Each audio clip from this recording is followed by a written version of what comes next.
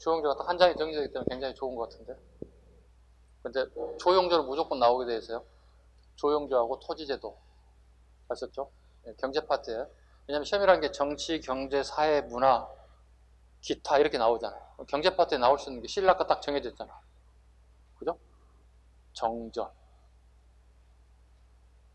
민정문서, 토지제도 딱 정해져 있잖아. 자, 아까 우리 수험생이 하나가 좀 오타가 있어서 한번 수정해 줄게요. 344쪽. 우리 임금님 사진이 하나 표기가 잘못됐어요. 연인군 정조라고 되어 있는데 영조로 수정하세요. 네. 아무 생각 없이 제가 글을 썼나 봐요. 연인군은 훗날 정조가 된 게 아니라 영조가 됩니다. 하나 수정 좀 해주세요. 이렇게 영조도 자꾸 정조 같이 잡아주면 되는데 그 영조 시기의 젊은 모습을 하나 표현하고 싶어서 같이 집어넣었던 것들인데 제가 깜빡 실수해서 타이핑이 잘못됐습니다. 하나 같이 잡아주시고요. 자, 이렇게 해서 어려운 부분 지나갔고요. 그 다음에 357쪽에 조운제도 보세요. 조운제도. 그 조자가 배조자예요. 배조자. 배를 이용해서 세금을 서울로 올려보냈다 이런 제도입니다. 조운제도 보겠습니다. 자, 읽어볼게요. 현물 조세를 각지의 조창을 거쳐, 그러니까 지방의 세곡을 거둬들인 창고를 갖다가 우리는 조창이라 불러요. 지방에 있는 창고를 조창이라 부르고, 자, 배를 이용해서, 조운소를 이용해서 서울 경창까지, 오늘 한강이죠. 한강까지 운반하는 과정을 말합니다. 조운은 수령의 운반에 대한 책임을 지고 있습니다. 수령의 밑줄 그으시고, 그 다음에 이것은 전부 다 세금 문제이기 때문에 호조에서 관할합니다. 그 다음에 익류지역, 평안도, 함경도, 제주도 지역은 이 세곡은 경창까지 운반하지 않고 대신에 사신접대비 또는 국방비 등으로 현지에서 사용하게 됩니다. 이해됐죠? 단 공납은 익류가 적용되지 않습니다. 삼정의 총액제 수치, 비총제, 군총제, 이안제. 자, 부족한 세금을 각 지역별로 할당해서 비총제, 총액제를 정했다. 전쟁에 관련된 부분, 국방비에 관련된 부분, 군총제, 그다음에 항복에 관련된 부분, 이안제를 통해서 부족한 부분을 보완하기 시작했다. 다음 페이지 358쪽. 농서의 정리. 가끔 이런 게 디테일한 부분이 나왔을 때 여러분들이 힘들게 하는 부분이죠. 농서 갑니다. 농상집요. 그 상자가 뽕나무 상자라고 말씀을 드렸어요. 이렇게 눈이 잡으셔야 돼요. 원나라의 농서라는 거 우리나라가 만든 게 아니에요. 수입서예요. 원나라의 농서 충정왕 때 이암의 속에 의해서 뽕나무, 가실, 약초 등 10가지 재배 방법들이 소개되어 있다. 이게 최초의 우리나라의 농서입니다. 농상집요. 농가 직설, 이건 세종대왕입니다. 세종대왕 하면 집현전 학자인 정초를 중심으로 보급되기 시작해서 보급되고 난 이후에 세금 제도가 바꿔졌죠. 10분의 1에서 공법으로 바뀌었습니다. 그죠? 연분 구승법, 전분 융투법으로 바뀌었던 가장 결정적인 농사가 농사 직설이고요. 농가 집성, 효종 때입니다. 신속이라는 사람이 중심이 돼서요. 목화재배법, 벼농사 소개법. 자, 여러 가지 책을 다 모았다 해서 모을 집자가 들어가 있어요. 모을 집자에 동그라미 쳐봐요. 농가 집성에서 모을 집자, 모든 걸 다 모았다. 그러면 봐봐요. 농사직설, 금양잡록, 사시찬요초, 그 다음에 구황찰료, 이런 모든 책들 다 모아서 합본해서 만든 게 농가 집성, 모을 집자 다 모았다. 359쪽 갑니다. 세도정치 갑니다. 세도정치. 자, 통상 우리가 세도정치 하면 시기를 순조, 혼종, 철종 3대 60년에 걸친 애척 세력들이 권력을 잡았죠. 즉 안동 김씨하고 풍양 조씨 세력들이 주로 권력을 잡았던 이 시기를 보통 통상 세도정치 이렇게 얘기합니다. 보겠습니다. 이 시기에 가장 문제가 되는 게 뭐냐면 삼정의 문란이다. 전정, 군정, 환정이라고 얘기합니다. 그래서 곡식을 주로 다뤘기 때문에 환정 또는 환곡이라고 합니다. 이게 가장 문란했다. 자, 보겠습니다. 전정 보겠습니다. 정해진 기준에 여러 배 이른 토지 세금을 부담했다. 도덕 숙종 때는 비총대가 또 백성들을 힘들게 만들기도 했다. 군정 갑니다. 군정의 폐단 보겠습니다. 백골징포, 항구첨정, 적징, 인징. 그 네 가지를 우리가 별표를 하나 쳐야 되겠습니다. 삼정 중에 가장 힘들게 하는 것 중에 하나가 또 군정인데, 군정의, 그러니까 군포를 정해진 액수만큼만 거두면 되는 거잖아요. 우리가 군포가 어떻게 정해졌습니까? 영조 때 균역법으로 포 한 필만 내면 되는 거잖아요. 이거 2에 더 걷어가는 거예요, 이제. 한 필 뒤에. 그게 여기 옆에 나와 있어. 백골징포는 뭐죠? 자, 정상적인 남자, 몇 세부터 몇 세로 보고 있다가 방금 정남을 16에서 이렇게 보는 거잖아요. 이거 해봐야 만 15세밖에 안 되면 우리 나이 16세니까. 이런 사람들에게만 세금을 걷어야 되는 거잖아요. 그죠? 근데 봐요. 백골증포, 죽은 사람이요. 뼈가 하얗게 됐다는 뜻이잖아요. 돌아가신 분이 백골증포는요. 죽은 사람이 뼈에다가 세금을, 죽은 사람이 어떻게 세금 내요? 가족에다 물리는 것이 쉽게 얘기해서. 돌아가신 분. 항구첨장, 누르 항자예요. 입구자예요. 쉽게 해서 이빨이 누렇다는 뜻이에요. 어린아이를 얘기하는 거예요. 어린아이 16세가 되려면 아직 멀었잖아요. 15년을 기다려야 되잖아요. 이제 어린아이가, 남자아이가 태어났는데 여기에도 세금을 매긴다는 거예요. 그 다음에 족징. 우리 옆집에 작은아버지 사시는데 작은아버지가 세금 못 내겠다 도망쳐버렸어. 야밤 도주했어. 그 세금을 내가 내야 돼. 이웃집에 아저씨가 한 분 계셔. 친하게 지내는 분이 계셔. 근데 이 아저씨가 세금 내기 힘들다고 도망가 버렸어. 내가 내야 돼. 다 부당하죠. 다 부당한 세금을 내는 게 군포예요. 그래서 백골징포, 항구첨정, 그 다음에 족징, 인징. 다 부당한 군포에 대한 징수. 항곡 갑니다. 항곡 중에 가장 힘들게 하는 게 있습니다. 보겠습니다. 지방, 중앙, 폐단. 항곡 부분에 오른쪽 옆에다 하나 적겠습니다. 항곡은 기본적으로 원금에다 저리의 이자를 갚는 것이 가장 기본적인 거죠. 그런데 공무원들이 개입되기 시작하면서 이제 무리하게 세금을 더 많이 걷어가는 게 문제겠고요. 또 항곡 중에서 가장 또 큰 문제가 여백에다 하나 적습니다. 늑약입니다.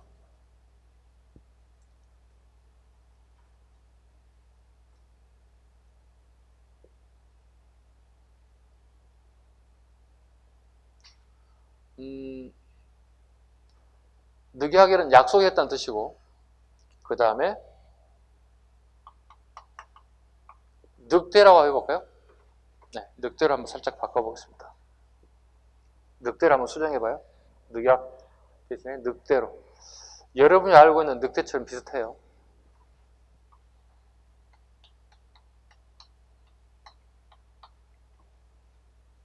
강제로 곡식을 빌려줬어. 자, 우리 집 창고에 가서 봤더니 쌀이 50석 있어. 1년 먹고도 남겠어요. 그러니까 여러분이 살고 있는 관공서 직원이 오셔가지고 50석 빌려가 강제로 제의를 해줘. 뭘 가져가기 위한 거죠?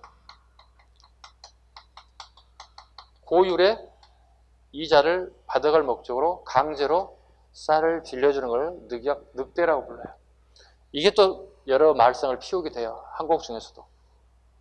없는 사람은 세금을 너무 많이 걷어가서 문제고, 있는 사람은 강제로 세금을 더 가져가서 빌려가라고 얘기하는 거고, 굳이 빌려올 필요가 없는데도 빌려가야 돼요. 안 빌려도 되잖아요. 그럼 어떻게 할까요? 협박합니다. 너 군대 제대했지? 네. 군대 한번 더 가야 되겠다. 그럼 어떻게 해요? 주세요. 군대 가는 거 못 낫겠지. 이상한 방법으로 협박을 해서 강제로 쌀을 빌려주고 강제로 고율의 이자를 걷어가는 방식을 많이 취했습니다. 넘깁니다. 자, 이와 같은 세도 정책식의 문란이 나타난 현상 보겠습니다. 첫 번째 360페이지 홍경내연을 잡습니다.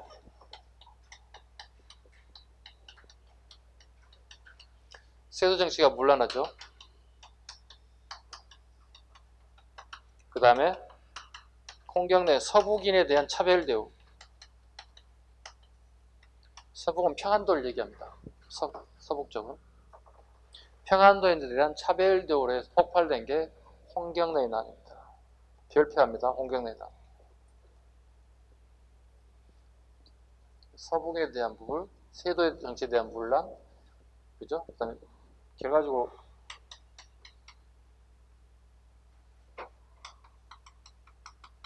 이 시기에는 사회의 모순점들이 이제 폭발하는 시점이라고 보시면 돼요. 이게 홍경래입니다. 그다음 정신 차려야 되는데 61년이 지나간 다음에 진주 밀란이 발생됩니다. 진주 밀란. 그 밑에 거 보세요. 진주 밀란 나와있죠. 같은 말로 이 시기는 임술년이었어요. 임술년? 아니야. 이런 년 쓰면 안 되겠다. 그냥 진주 밀란으로 갈게요. 자, 임술 농민봉기라고 하기는 하는데 그냥 통상 진주 밀란으로 잡을게요. 그냥.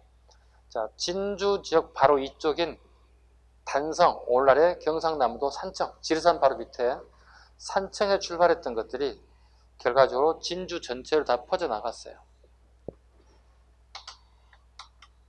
단성을 중심으로 진주로 여기서 밀란이 발생했다. 근데 이게 진주 지역만의 문제가 아니라 전국적인 문제였다. 전국적으로 퍼져나가기 시작했다. 진주 밀란의 핵심 이유는 항곡이 문제입니다. 삼정 중에서 전정, 군정, 항공 중에서 항곡이 가장 큰 문제였다 보시면 아주 쉽게 한번 얘기해 볼까요? 자, 이런 진주 지역에 창고가 있는데요. 쌀이 1000석 정도 있다고 생각해 봐요. 그런데 다음 달 중앙정부에서 감사가 내려오겠대요. 감사가 내려오겠대요. 그러면 장부상의 1000석과 실제로 1000석이 동일하면 문제가 없는 거지. 아무 문제 없잖아요. 그죠? 근데 장부에는 1000석이 기록되는데 이 창고에는 텅 비어있어. 아무것도 없어. 그럼 감사 나오면 100% 깨지는 거 아니야? 속된 말로? 이거 전부 다 해고당하는 거 아니야? 그렇잖아요. 정부 돈 빼먹어서 다 잘리는 거지 이거. 그럼 이 사람들이 할 수 있는 방법은 뭘까요? 1000석을 메꿔야 될 거 아니야. 여기 털어먹은 애들이 메꾸면 되는 거잖아. 순리대로 가면 되는 거잖아. 근데 이 순리를 안 지켜. 누구의 거 뺏어서 바치는 거야? 농민의 곡식들을 빼어다가 다 채우는 거야. 그럼 농민들이 어떻게 해? 원성이 커지겠지. 하물며 이런 기록이 나온다고. 오늘 저녁 밥을 지게 쌀을 씻고 있어. 씻어야 밥을 할 수 있으니까. 이거마저도 빼앗아 강탈해 갔다. 이렇게 표현하고 있어요. 원성이 커지겠죠? 이 터져 나오는 게 진주 밀란이에요. 특히 전정, 군정, 항곡 중에서 얘기는 삼정이 물란이 틀린 얘기는 아닌데 그 중에서도 항곡의 문제가 가장 심각했다. 자, 끝에 결과 봅니다. 안핵사를 파견했다. 안핵사 밑줄 그었습니다. 안핵사. 그 다음에 옆에 삼정 이정청 밑줄 그었습니다. 안핵사가 여기에 볼 때 항상 나오는 게 안핵사라는 게 나오고요. 그 다음에 삼정 이정청이 나오겠습니다.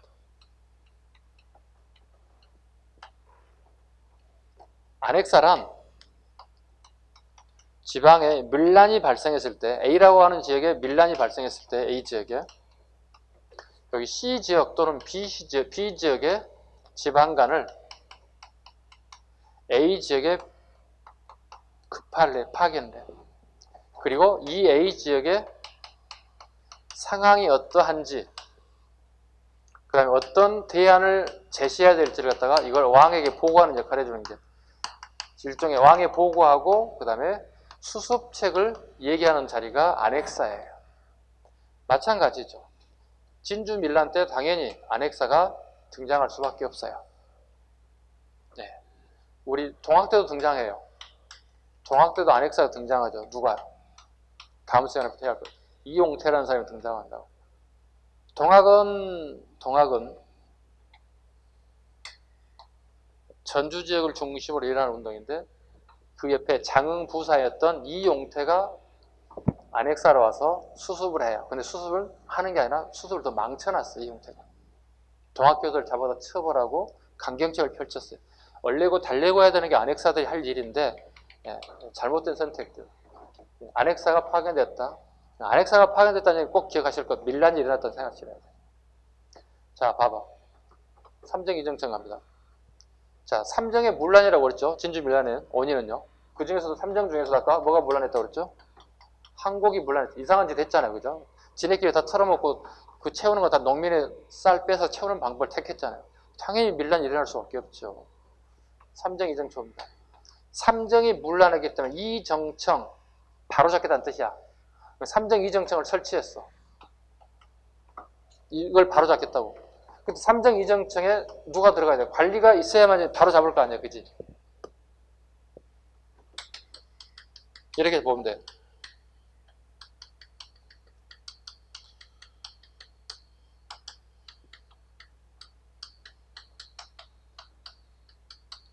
계획의 대상자가 계획의 주체가 되면 될까? 성공할까? 아니, 뭐가지 나갈래? 내가 다 알아서 바꿔볼게요. 될까요? 불가능하겠죠. 삼정에서 성공할까? 실패할까? 실패하지. 계획의 대상자들이 자기들 계획의 주체가 되겠다고 하는 것은 실패할 수밖에 없어요. 그게 삼정 이정청의 실패한 요인이에요. 누구로 다 채워져요? 안동기 씨로 다 채워져. 말이 안 되잖아. 안동기 씨가 계획의 대상인데 왜 지네들이 계획을 하겠다고 나서냐고. 실패할 수밖에 없겠지.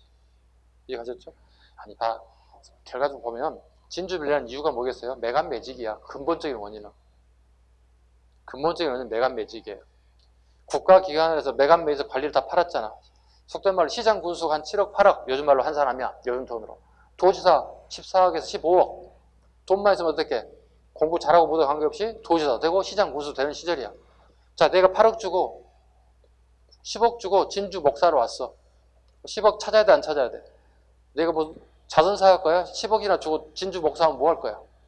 그럼 10억 투자한 만큼 내가 최소 본전 걷고 이자를 거둬야 할 거 아니야. 그러다 보니 하부 조직이 어떻게 달달 볶지, 본전 찾으려면은.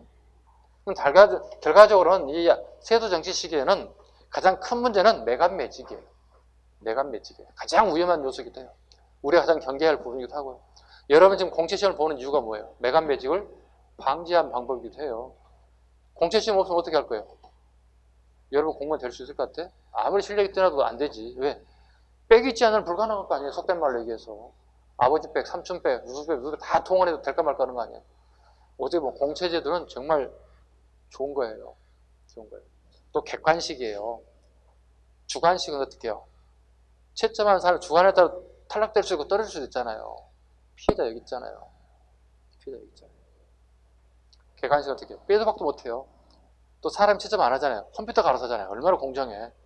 네. 컴퓨터가 에러가 나지 않겠죠. 웬만해서. 그죠? 자, 이렇게 해서 1권 끝났고 바로 2권 넘어가겠습니다. 2권을 바로 바꿔주시기 바랍니다.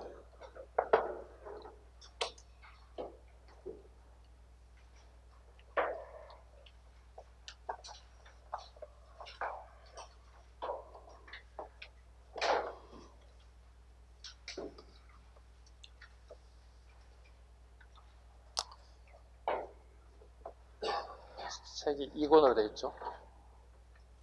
2권을 하니까 새로운 기분으로 칠판에 적겠습니다.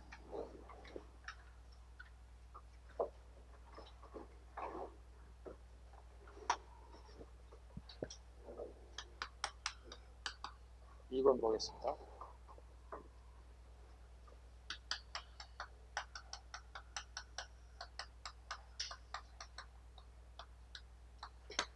조선후기 경제 파트부터 갑니다. 자, 첫 번째 가겠습니다. 농업의 발달. 배경, 모내기법입니다. 모내기 밑줄 긋습니다. 농기구, 그 다음에 12법. 12법은 이제 탭이 만드는 것이 발달된 거죠. 그 다음에 재언, 그 다음에 보, 저수지. 다 물과 관련되어 있습니다. 물을 비축할 수 있는 장소들이죠. 그 다음 모내기법의 도입과 영향 부분에 보겠습니다. 두 번째 줄, 배와 보리의 이모작이 가능했다. 이모작이 밑줄 그어볼까요? 이모작. 단위 면적도 곡물 생산량이 증가했다. 이모작 보겠습니다.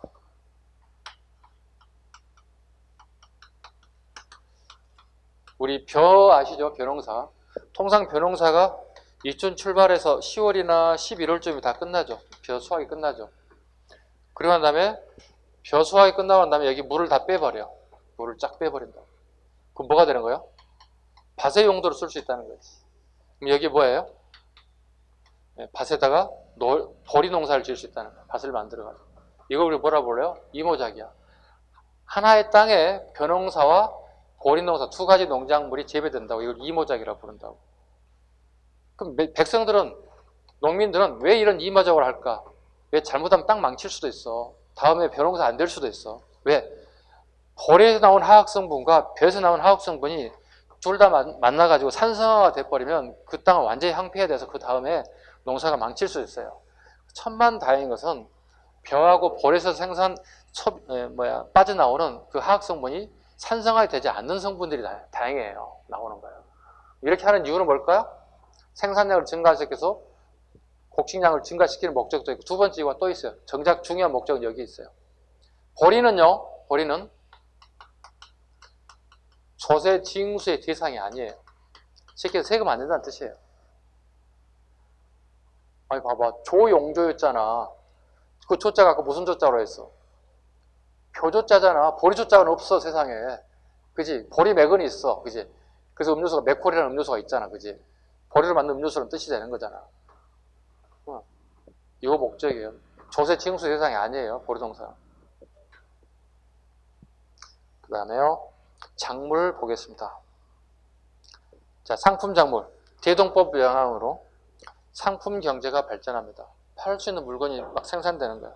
그 대표적인 게 뭔가요? 목화, 그 다음에 담배, 약재, 인삼, 이와 같은 상품 작물들이 만들어져요. 돈 되는 작물들이에요. 그 다음에 기근에 대비해서 부황 작물도 나옵니다. 고구마와 감자 등이 재배됐다. 자, 물어봅니다. 고구마는 언제 들어왔어요? 임진왜란 전후에 들어왔어요. 그죠? 어디서 들어왔어요? 고구마? 일본. 감자는 언제 들어왔어요? 감자는 19세기 들어왔어요. 어디서 왔어요? 청에서 왔어요. 그래서 감자를 이렇게도 얘기해요. 이렇게 해서 외우세요. 북감자, 또 지방사투리에서 북감자 이렇게 표현해요. 다 지방별로 조금 틀린 명칭을 써요. 북감자 또는 북감자 이런 표현을 써요. 감자는 일단 기본적으로 청나라에서 왔습니다. 북쪽이니까. 청이겠죠. 고구마. 일단 이렇게 구분하시기 바랍니다. 들어온 장소가 달라요. 시간도 다르고. 그거 하나 살짝 구분해 주시고.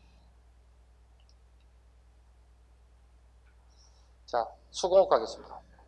수공업의 발달 그랬습니다. 수공업의 발달. 민영수공업. 개인이 물건을 만들어 판매하는 게 발달되었다. 그 다음에 장인의 생산이 활동적이었다. 자, 국가의 세금 납부 시 자유롭게 물품을 생산 가능, 국가 사업이나 행사에 필요할 때 임금을 주고 장인을 고용하기도 하였다. 생산 방식의 변화. 둘째 줄에 선대제 밑줄 긋습니다. 선대제 밑줄 긋습니다. 선대제. 좀 더 설명할게요. 점촌. 뒤에 점자가 들어가는 점촌이 발달되었다. 우리가 무슨 상점할 때 있죠. 그 점이에요. 점포가 만들어졌다는 뜻이에요. 자, 대표적인 점촌 보겠습니다. 경기 안성, 평안도 정주 등 이게 녹그릇의 생산지였다. 농촌 수공업 변화, 조세를 내는데 그 다음에 초장료가 급납화가 이루어졌다. 급납화 밑줄로 씁니다. 세금을 내는 급납화가 이루어졌다. 자, 우리 수공업에 관련된 부분 한번 보겠습니다.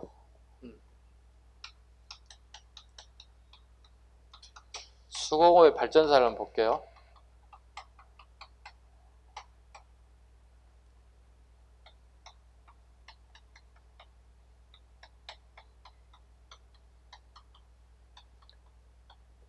공장 한번 보겠습니다. 수공업 업자는 의무적으로 국가에 지정된 물품을 납품해야 돼요.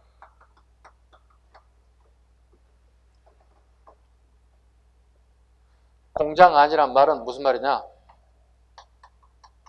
수공업을 중심으로 수공업을 통해서 먹고 사는 생활을 영위하는 사람들, 즉 수공업자들의 명부라고 보면 돼요. 수공업자들의 어떤 명부가 있다면 이걸 공장 안이라 불러요. 자, 수공업자가 여기는 예를 들어서 한 100명이 있다. 그 100명에게 수공업자들에게 각자 자기가 만든 특징 있는 물건들을 만드는 사람들 모였을 거 아니에요. 그죠? 이 사람들에게는 의무적으로 국가의 물품을 납부할 의무가 있습니다. 그럼 국가에서 이 사람은 생계를 책임져 주느냐? 책임져 주지 않아요. 그럼 이 사람들은 뭐 할까요? 별도의 물건을 만들어서 시중에 내다 판매하고 그리고 거기에 이익금이 있으면 이걸 가지고 생활을 영위해요. 아니 그러면 수공업자가 미쳤어요? 봉이잖아요. 네, 이 제도가 이래요. 제도가 이렇습니다. 대신에 이 사람들의 혜택은요. 뭐가 있을 것 같아요? 혜택? 군역이 면제돼요. 예, 국가의 군역은 면제돼요. 대신에. 군대 안 가는 것보다 얘는 혜택이 없어요. 근데 문제 차라리 군대 가고 그냥 짧게 군대 생활 끝내고 내가 법만큼 먹고 사는 게 편하죠. 평생 동안 저걸 해야 돼. 이게 언제부터 있었어요? 공장안 제도가요? 우리나라에? 언제부터 있었어요? 네? 자, 1번 고려, 2번 조선. 이지선다형, 사지선다형 맞춰봐. 고려, 조선. 빨리 얘기해봐. 고려 때부터 있어요. 고려 때부터 있다고요? 조선도 마찬가지 제도 그대로 똑같이 온다고요. 좋은 제도 같아, 안 좋은 제도 같아? 안 좋지. 여러분이 수공업자라. 근데 여러분이 국가 입장이라면 좋지. 공짜로 나를 먹으니까. 정조 갑니다.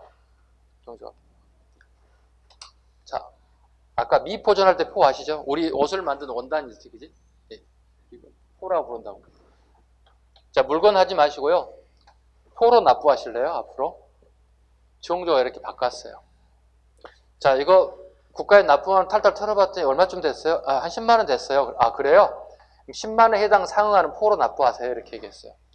그렇다면 수공업자가 하나, 두 가지를 해야만 먹고 살았지. 그지? 근데 두 가지 할 필요 없이 이제 하나의 제품을 만들어서 판매하고 10만 원만 바치면 되는 거야.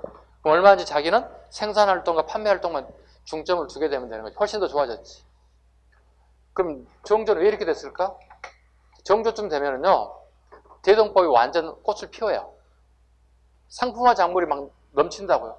자, 여러분이 공장 아니라면 돈 땡전 한 푼 받지 못하는 물건, 여러분이 살고 있는 관공서에다가 바치면 좋은 거 바치겠어요? 그냥 대충 만들어 숫자 채우겠어요?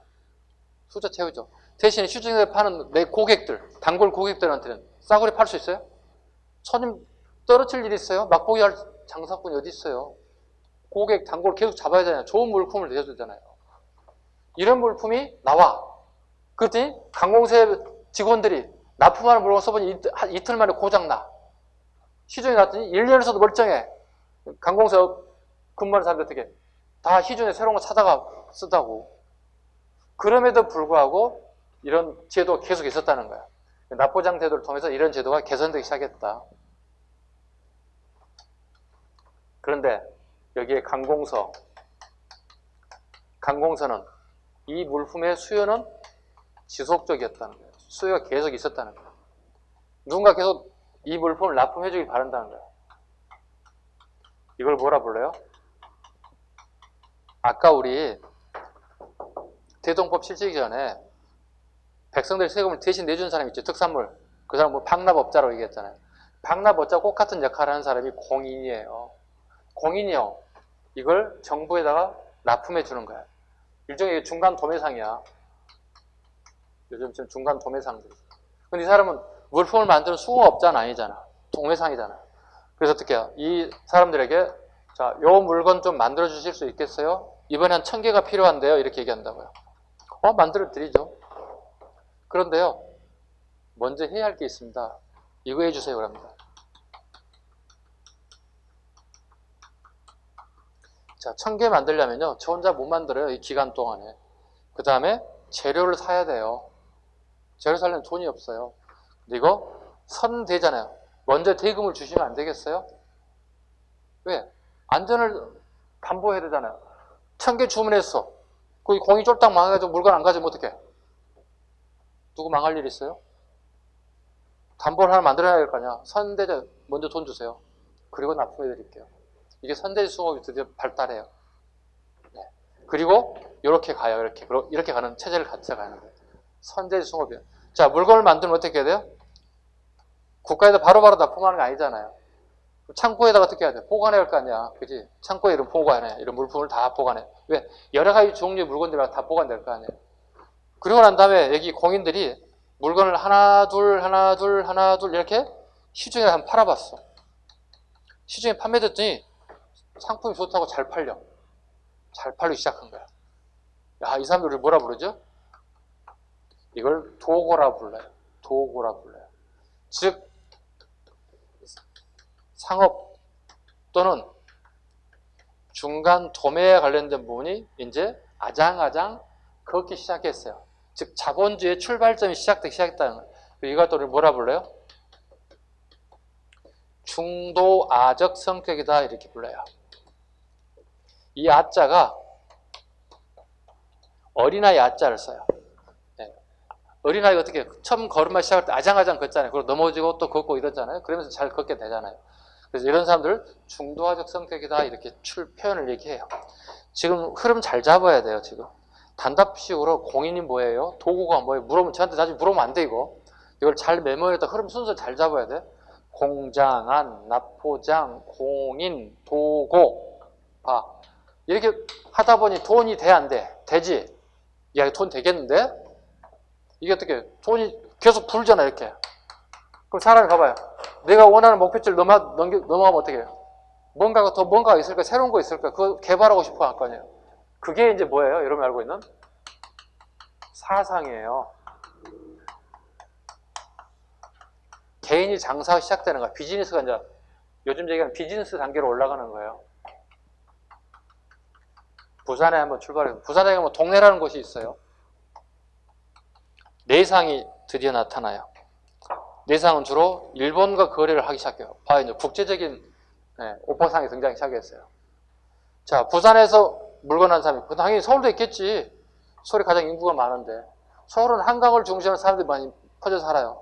한강은 서울의 강이라는 의미를 가지고 있어요. 이걸 경강상인이라고 불러요. 경강상인이라고 불러요.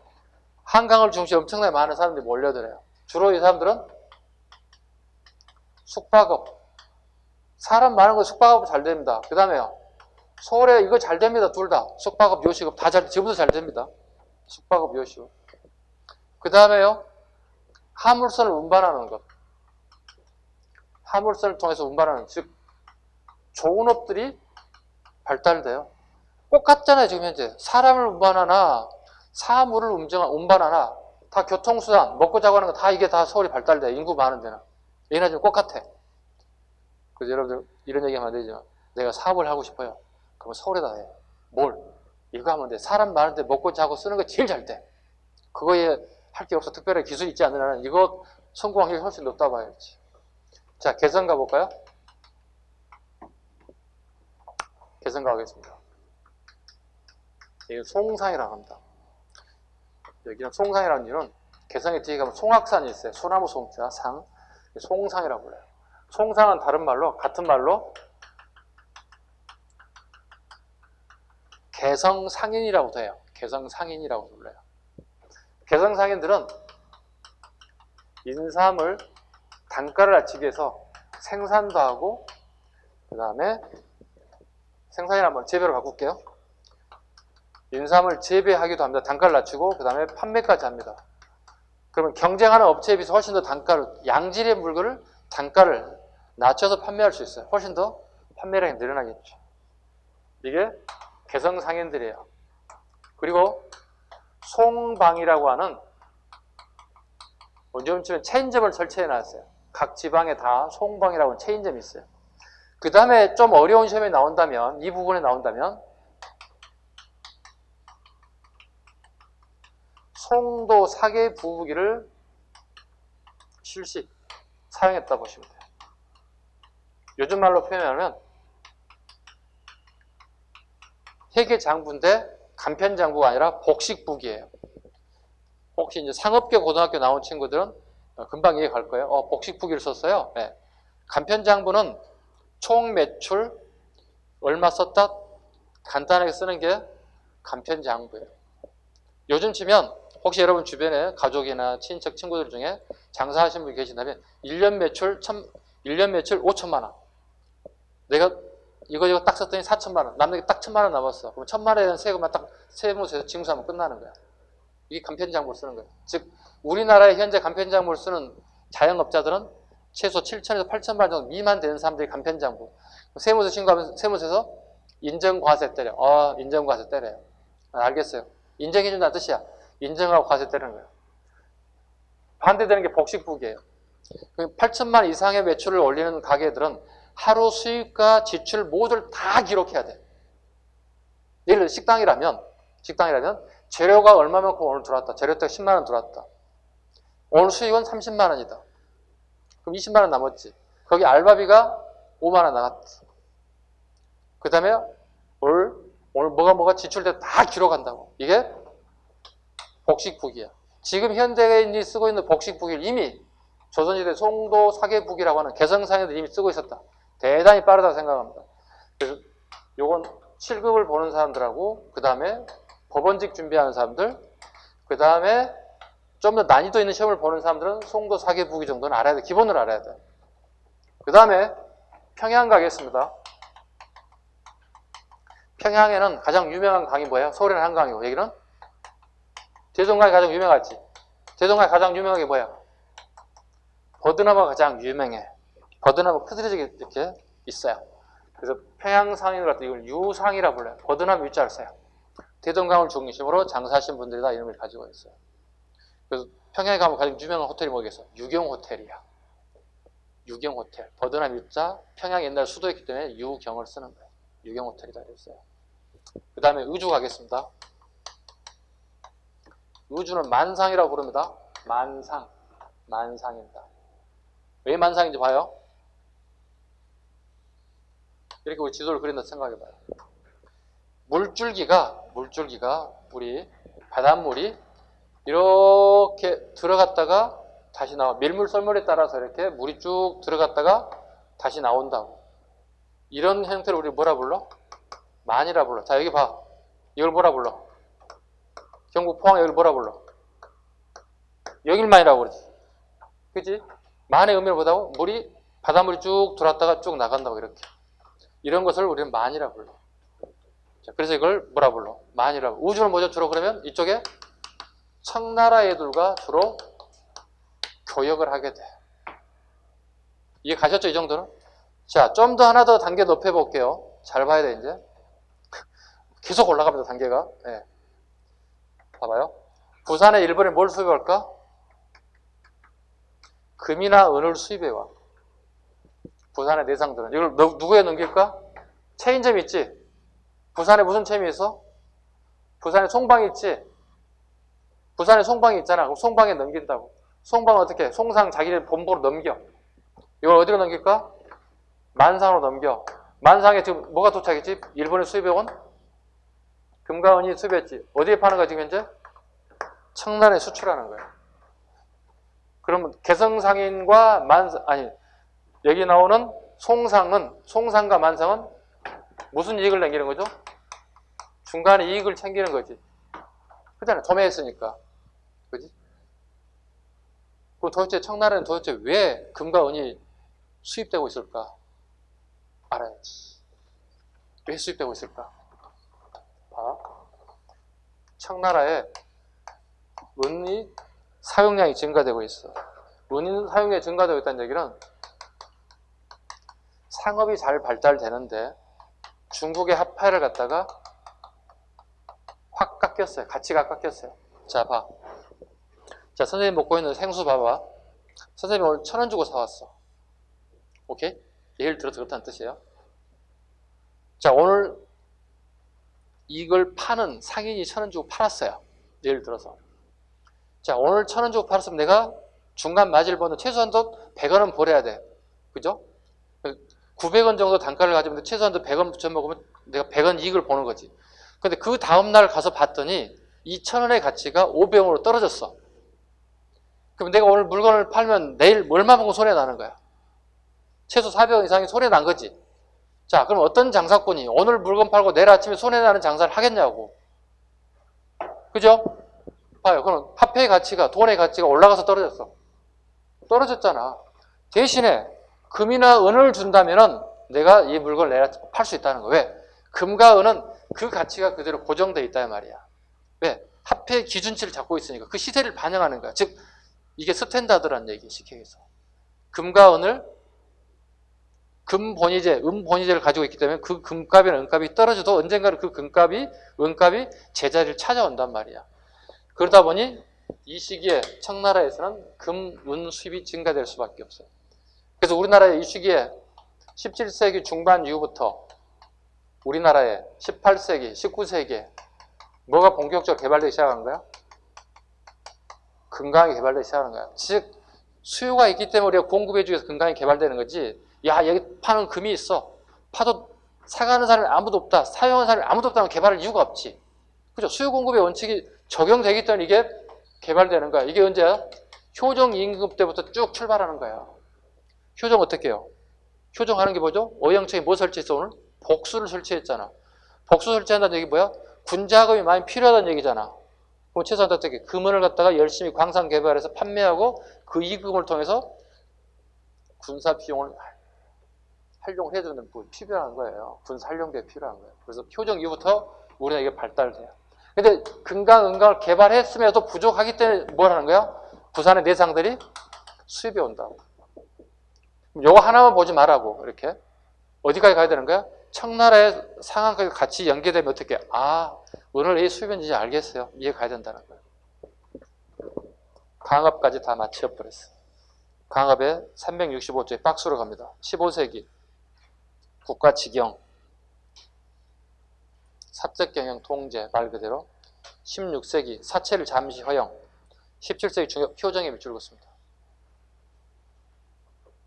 효정 때 광산 개발에 설점 수세를 거뒀습니다. 설점, 설치했습니다. 점포를. 그리고 세금을 거뒀습니다. 수세. 금강, 은강 경영을 허가하고 대가로 수세를 거뒀고 국가의 재정을 확보하고 청가의 무역을 활성화할 목적이었습니다. 이 비용을 어디에 쓴다고요? 의영청에 복수 설치 그 비용으로 감당하고 싶어 해요. 훨씬 더 이해 빨라졌죠? 단답형 외우는 것보다. 18세기 중엽 합법적인 민간 채광이 활성화되었다.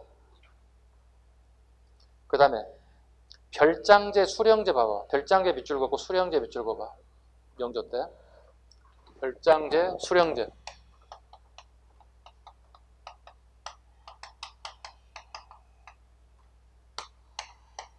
서울의 중앙정부에서 재정을 담당하는 부서가 어디라고 그랬죠? 호저라고 그랬지. 호재의 중간 간부예요. 요즘쯤엔 개장, 가장, 국장할 때 그 명칭이 별장을 예를 들어 뭐 충청도 예를 들어 그렇습니다. 충청도 직산 광산을 개발하겠다.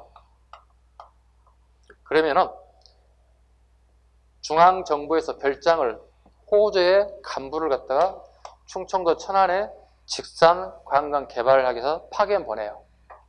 이게 별장제예요.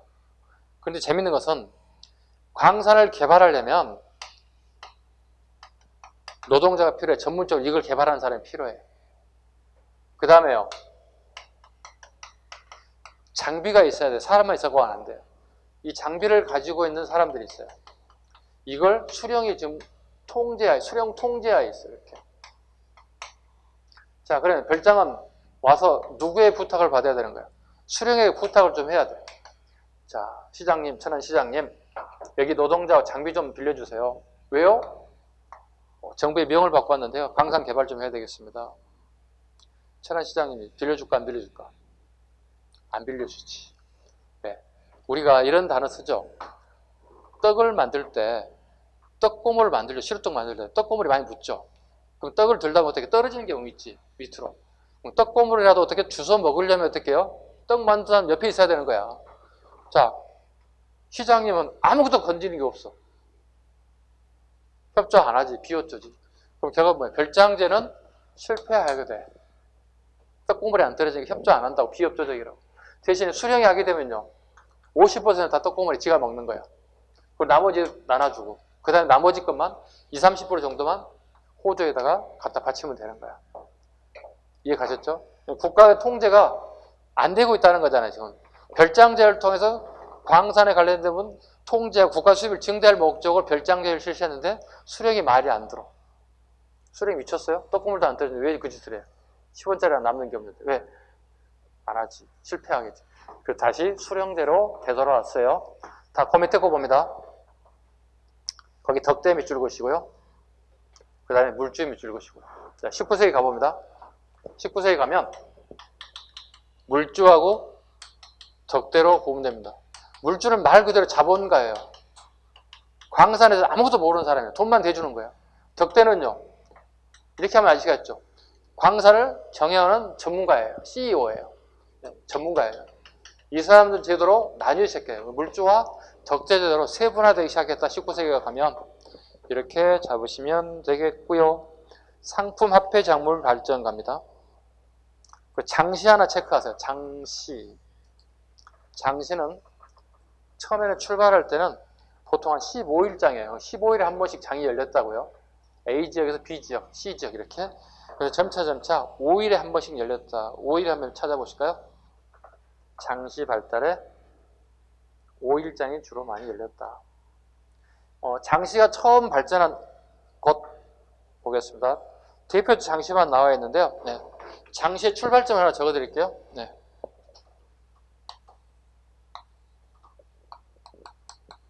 장시의 출발점. 여기는 안 계시겠지만 혹시 이제 방송을 통해서 보신 분 계신다면, 우리 동네가 장시 출발점이야 이렇게 얘기할 수 있는 분이 계실 수 있어요. 네, 여기가 장시의 출발점이에요. 살짝 적어놔요. 여기다가 전라남도 무안군이 요즘에 무안의 양파 가장 유명하죠. 우리나라에 한 70%가 여기 생산된다니까. 네, 여기 출발했던 것들입니다. 자, 대표적 장시 서울 부근의 칠패, 이현, 송파, 누원, 전라도 전주, 경상도 대구, 안동, 강화도 이런 장들이 활성화되었다. 넘깁니다.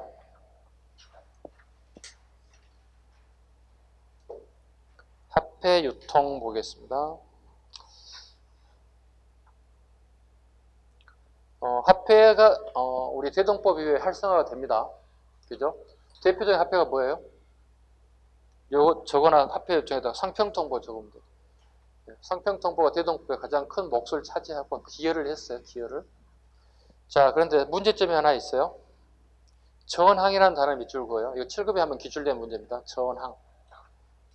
전은 동전 전자고요. 황은요? 흉년. 풍년에 반대 흉년 들었다는 뜻이에요. 동전이 흉년 들었다는 얘기 뭐지? 시중에 유통량이 확 줄어들었다는 뜻이에요. 왜냐면 돈이라고 게 돌고 돌아야 돈의 기능을 하잖아요. 그죠? 그런데 누군가에 의해서 돈이 꼼짝달싹 못하고 다 갇혔다는 뜻이에요. 이거예요. 상인들이, 지주들이 돈을 벌게 되면 그 돈을 지금처럼 은행에 있어서 은행에다 가둬두는 게, 저금해 주는 게 아니라 자기 집 이동하는 창고에다가 계짝을 만들어서, 상평통보는 이렇게 구멍이 중간에 뚫려 있거든요. 이렇게 꾸러미를 묶어서 계짝에 차곡차곡 다 쌓여놔요. 이렇게. 돈은 돌아야 되잖아요. 근데 어떻게 해요? 부잣집에 장사 잘하신 분의 창고에 계짝에 집어넣어 갇혀있다고. 그래가지고 이런 현상을 우리 뭐라 불러요? 전항이라 부른다고. 동전이 흉년 들었다. 흉년들이 항자니까. 자, 그러면 비교보자. 이마트, 엘마트, 홈마트. 자, 시중에 돈이 안 돌아. 내가 저 마트에 가서 물건을 사고 싶은 게 있어. 부식도 사고 싶고 내가 만들고 싶은 거 쓰고 싶은 거 있어서요. 근데 살 수가 없어요. 내 주머니에 돈이 없어요. 돈이 없어요. 그럼 여기 있는 물건이 판매돼야 안 돼? 판매 안 되지. 돈이 없지. 이런 경제 현상을 뭐라 불러?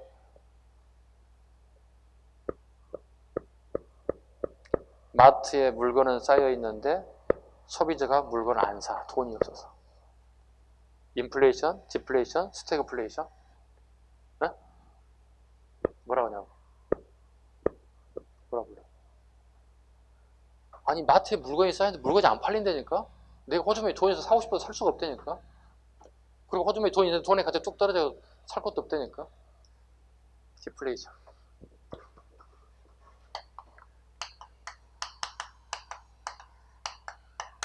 디플레이션이란다고. 7급 기출 정답이 디플레이션이었습니다.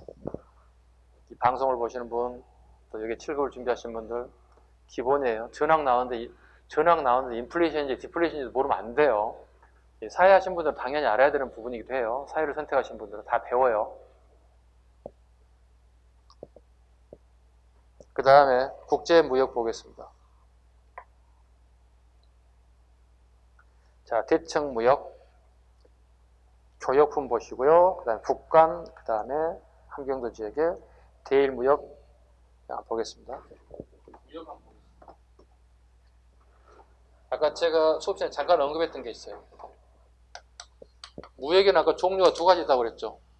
그죠? 뭐? 개시와 후시 두 가지가 있다고. 개시는 다른 말로 뭐라 한다고요? 나라와 나라가 하는 무역이니까 공무역. 여기는요? 사무역. 이게 밀수라고 쉽게 얘기해서. 복잡하게 하지 마. 간단하게 가자고요.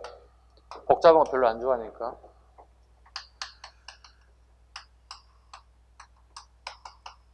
경원, 해령, 청나라와 조선이 이 지역은 공무역 개시하는 곳이라고. 국가와 국가 간에 하는 거라고.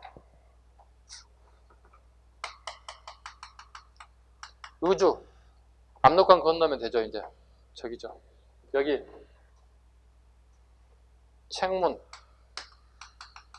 압록강 건너는 도시가 책문이에요. 압록강 건너기 전에 의주예요. 구분 잘 해보자고요. 의주 갑니다. 공무역 플러스 사무역이 이래죠. 왜? 압록강을 살짝만 건너면 어떻게 돼? 밀수할 수 있다는 뜻이잖아. 얘나 지금은 별거 없죠. 북한 애들 꼭 갖다 보시면 돼. 책문 갑니다. 책문은 사무역의 중심지. 자, 하나, 둘, 세 개만 잡아보자고요. 지역 잡아보자고요. 공무역, 사무역 잡아보자고요. 별거 아니에요. 이렇게 잡으면 돼. 무역은 두 가지 종류가 있다. 국가와 국가 간에 하는 공무역, 개시라고 합니다. 개인이 밀수하는 물건을 후시 또는 사무역이라고 합니다. 즉 청나라 대상으로 국가와 국가 간에 하는 개시 지역이 경원과 해령 지역이고요. 그 다음에 의주 지역도 마찬가지로 공무역의 중심지인데 원체 동네가 좋다 보니 밀수도 많이 빈번했다고요. 압록강만 건너면 되기 때문에. 그리고 압록강 건너 책문은 밀수를 하는 중심지가 됐었다고요. 요 한 서너 개만 좀 잡으면 돼. 간단하게 해결될 수 있어요. 그 다음에 그 상들은 이미 했죠. 그죠? 내상, 경강상인, 송상, 평양, 의주 다 설명드렸습니다. 그 다음에 367페이지에 송도, 부계까지 설명드렸습니다. 필요하신 분은 읽어보시고 그 다음에 이미 송도, 사계, 부계는 이미 설명드렸습니다. 복식, 부기, 회계장부입니다. 복식, 부기. 21세기에서 쓰고 있는 복식장부를 이미 이 사람들이 18세기 이미 쓰고 있었다는 거. 됐죠? 그 다음에 조선 후기의 사회 변동. 자, 양반의 수가 증가되고 있다. 지금 368쪽. 양반의 수가 증가되고 있다. 조선 후기에. 그 다음에 몰락 양반도 같이 등장하고 있다. 그 다음에 지방 양반 사회적 변화가 나타나고 있다. 왜? 향전이 발생되기도 하고 있다. 향전이 발생되고 있기도 하다. 거기에 향전 발생에 향전의 밑줄을 그었습니다. 나올 수 있는 것들이 요겁니다. 배경 보겠습니다. 분홍충의 수령 등 관건과 결탁하여 향안은 양반의 명부를 얘기합니다. 지방에 살고 있는 양반들의 명부를 향안이라 불러요. 향안에 이름을 올리려고 오리곤 오탑니다. 이름을 올리고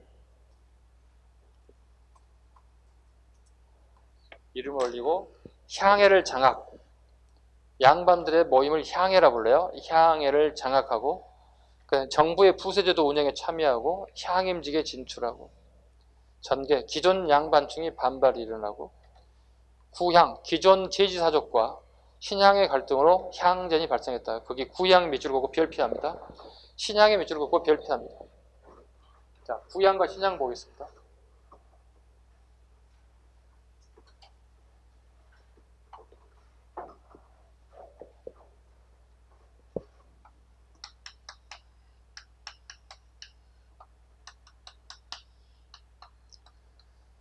잘 봐요. 향자 체크해보죠. 향자 뭐죠? 고을이 향자예요. 우리 마을이에요. 우리 고을이에요. 구는요, 옛날이란 뜻이에요. 옛구자니까. 새로운 신자니까 새로운 우리 지역의 세력이라는 뜻이에요. 봐보겠습니다. 16세기 사림들이 등장하죠. 그죠? 사림이 등장해서 공부 열심히 해서 과거시험학교 중앙의 전기에 진출했죠. 그죠? 자, 이 사람이 16세기에 과거시험을 때 서울로 전부 다 이동했겠죠. 그럼 여기에는 김씨만 있는 게 아니고 여러 성들이 다 합격했어. 김씨, 이씨, 박씨, 최씨, 기타 모든 성들이 복합적으로 들어가 있다고요. 김씨, 이씨, 박씨, 최씨, 조씨, 홍씨, 뭐 기타 성 엄청나게 많은 사람들이 합격자 서울로 이동했다고 그랬죠. 이런 사람들은 새로운 세력으로 등장했다고. 하나의 성이 아니지. 다를 이자야. 다른 성씨들이 다 같이 모여서 한다. 이성 잡권 시기가 왔어. 이성 18세기 봐봐요. 16세기, 18세기 봐봐요. 이 사람도 똑같이 과거 시험을 볼 때는 서울로 진출했어. 그럼 요 세력이 이렇게 오는 게 아니라 여기는 말 그대로 새로운 세력들이 여기 등장했다고. 새로운 세력들. 서울의 새로운 세력들 마찬가지로 물론 중복된 성도 있겠지만 성이야 같겠지만 전혀 다른 성격을 가진 사람들이 다시 이렇게 서울의 새로운 세력으로 움트기 시작했다고. 그럼 이 세력과 이 세력이 어떻게 붙어 안 붙어? 붙지. 우린 15세기, 16세기 세력이 붙는 걸 우리 뭐라 불렀어요? 사하라고 그랬지. 그죠? 그리고 훈구가 승리했지만 훈구가 자연도태돼서 사림이 권력을 잡았다고 그랬지. 그럼 16세기 사림이 세계가 된 거예요. 근데 18세기가 되면 전혀 새로운 세력이 들어온다고요. 왜? 16세기에서 18세기 넘어갔다는 게 무슨 얘기냐면 대동법이 실시 이후에 새로운 권력 재편이 일어났다는 뜻이에요. 기존의 기득권자들이 계속 권력을 잡는 것도 있겠지만 새로운 뉴 페이스들이 등장했다고요. 대동법 실시 결과 우리 집 돈이 넘쳐. 과거시험 열심히 시켜. 과거시험 학교에서 올라갔다고. 전혀 새로운 세력들이더라고 얘들은. 얘들하고 싸워. 일단 자본주의 얘들이 우선이야. 뛰어나 우선이. 아버지들이 부자들이야. 새로운 세력도 등장한다고. 그럼 이 세력들 어떻게 돼? 깨갱하고 아웃된다고 이 세력들이. 그럼 이 세력들이 어디에? 갈 데가 없잖아. 어떻게 해야 돼 이 세력들은? 낙향한다고. 고향으로 되돌아간다고. 자, 우리 마을에 고향에 갔더니 선생님 마을에 고향에 갔더니 예를 들자면 경기도 예를 들어 뭐 일산에 갔어. 예를 들어 선생님 고향이 일산이라면 갔더니 우리 고향에 갔더니 우리 마을에 갔더니 전부 다 김씨야. 다 사촌, 오촌, 형님, 동생 다 뭐 당숙 다 이런 사람들이야. 그럼 이성 작가가 아니지. 여기 무슨 성만 다 살고 있는 거야? 동성만 다 살고 있다고. 동성 마을이 만들어진다고. 왜? 우리나라 전부 다 김씨만 사는 거야. 다 우리 가족 친지가 되는 거야. 이걸 구분하는 거야. 자, 결과도 뭐야? 요거 16세, 18세 이걸 뭐라 부르는 거야? 통칭해서 향전이라고. 구양과 신양이 싸웠다고. 혹시 봐봐요. 여러분 친가 쪽 또는 애갓집에 갔더니 시골에 갔더니 혹 그런 분이 계시나요? 오, 선생님 말이 맞아요. 제가 최씨인데 우리 동네 전부 다 최씨예요. 오, 선생님 말이 맞아요. 우리 동네 전부 다 우리가 박씨거든요. 우리 할머니 댁 갔더니 오, 우리 할머니가 다 홍씨예요. 뭐예요? 물어보세요. 할머니들한테. 할머니, 우리 홍씨들이, 우리 박씨들이 이 마을에 사는 시점은 18세기부터 살고 계셨죠? 그거 어떻게 하냐? 귀신이네? 배웠어요. 국사 시간에. 이거예요. 됐죠? 이제 요거 하나 체크하세요. 농민층에 분화하겠습니다. 도조법 하나 체크합니다. 도조법의 확산. 자, 수확량의 절반을 소작료로 납부한 게 타조법. 대신 미리 일정한 액수를 정하는 도조법 체제로 변화됐다. 도조법은 3분의 1로 써놔요. 도조법 밑에다 가로 열고 3분의 1. 2분의 1보다는 3분의 1이 훨씬 더 농사짓는 입장에서는 유리하겠죠. 그래서 타조법에서 도조법으로 확산되기 시작했다. 즉, 뭐예요 이게? 농민들의 의식이 달라지고 있어요. 농민들의 의식이 달라지고 있어요. 그 다음에 신분층의 변화 봅니다. 신분층의 변화. 자, 360페이지로 가보겠습니다. 자, 신분증이 비하는 내용 보겠습니다. 군공을 세우거나 군량을 바친 노비들이 양인으로 해방되었다.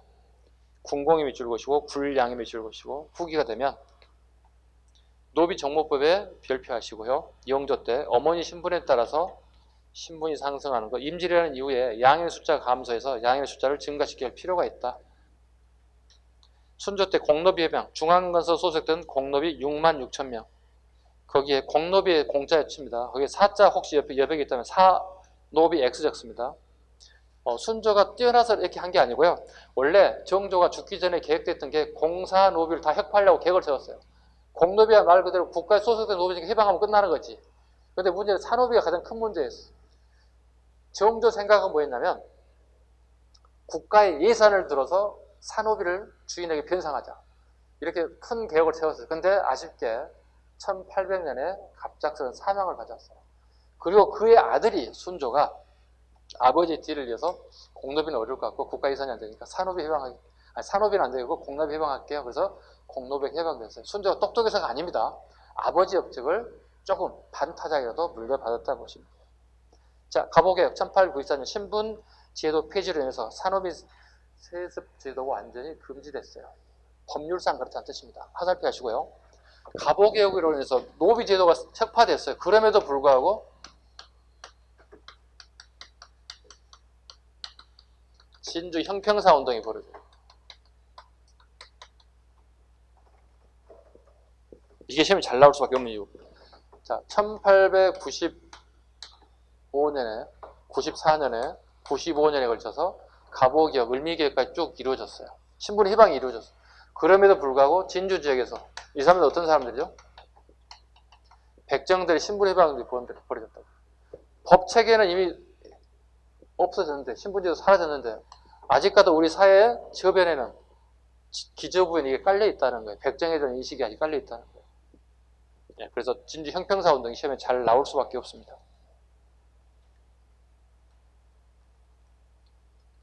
그 다음에 중간계층의 성장, 여기까지 하고 좀 쉬겠습니다. 맞죠? 서울과 중인의 성장 보겠습니다. 서울 보겠습니다. 18세기 후반 관직에서 서울에 임명됐다. 그 대표적인 인물이 정조 때 유득공, 이덕무, 박제가, 서희수 등이 규장과 검사관에 임명됐다. 이걸 일명 서울 4인방이라 불러요. 서울 4인방 꼭 기억하셔야 돼요. 4인방. 이걸 또 뭐라 부르죠? 부분호통이라 불러요. 부분호통. 이게 무슨 말이냐? 원래 서울들은 문과 응시가 불가능했다고요. 근데 앞으로는 문과들도 서울들에게도 문과 응시를 할 수 있게끔 처음으로 부분호통이 일어났다고. 처음으로. 정조 때. 이게 완전한 호통이 일어나는 시기도 알아야 되겠죠? 안전하게 서울들에게 과거 시험 문과를 볼 수 있는 기회를 주는 시기는 이 시기는 어느 시기? 철종 알아야 돼. 기본이에요 이거. 중인봅니다. 중인들도 이걸 요구했어요. 중인들도 요구했지만 중인들은 이거 허락이 떨어지지 않았습니다. 불허입니다. 그다음 중인들이 주로 했던 역할을 보겠습니다. 역관, 통역관들이 요즘에 그 다음에 여기 기록되어 있는 의사들, 주로 의사라든가 역관들이 주로 중인 계급이었다. 그리고 이 중인들은 예래 문화 수행에 가장 선구적 역할을 했던 사람들이다. 그리고 조선 후기에 가장 인기 있는 직업 중에 하나가 역관이었어요. 그래서 역관 중에 역관이 되면 유리한 중에 중국을 청나라를 갈 수 있다는 거예요. 10명 중에 8명이 청나라 말을 못해. 그 통역관이라고 할 수 없잖아요. 진짜로 통역할 수 있는 사람은 한두 명밖에 안 돼요. 그 이유는요, 청에 가서 통역관이라는 애 하고 가. 진짜 통역하는 애는 한 명 더 데려가. 이거 안 되잖아. 그럼 안 되면은. 그래서 주변에 가는 애들 통역이 안 되는 애들이야. 대신에 청나라에 가서 조선에 가서 팔 수 있는 물건을 가지고 오는 거야. 그리고 비싼 가격에 팔아. 막대한 이익을 차지해. 그래서 조선후기에 서울의 가장 알부자들은 현금을 가장 많이 보유하고 있는 사람들은 중인 계급 중에서 통역관들, 역관들이 가장 부자였습니다. 됐죠? 여기까지 잠시 쉬겠습니다.